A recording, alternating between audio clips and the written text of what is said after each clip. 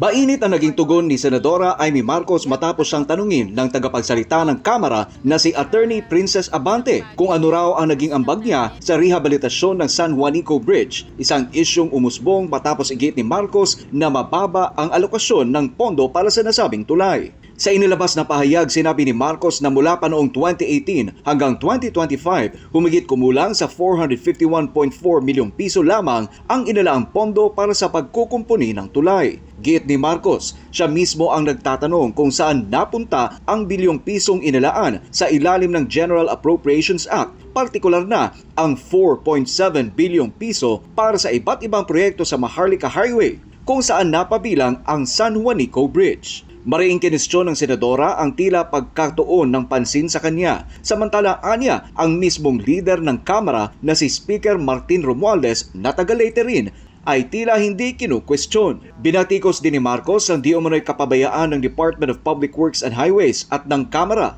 Punto niya, bilyong piso na ang ginugol sa mga proyektong pangkalsada, pero ang San Juanico Bridge ay tila naiwan sa pintura lamang at hindi man lang nabigyan ng sapat na inspeksyon at rehabilitasyon. Sa huli inihayag ng senadora ang pagkadismaya sa tila paglalagay sa kanya sa sentro ng sisig, sabay sambit ng patutsyada na sana ay siya na lang ang naging presidente. Nag-ugat ang usapin matapos sabihan ni House Spokesperson Abante si Marcos na kung talagang may malasakit siya sa tulay, dapat ay ipinakita niya ito sa pamamagitan ng pagtutok sa pondo bilang isang senador. Para sa Diyos at sa Pilipinas kung mahal, Troy Gomez nag-uulat, SMNI News.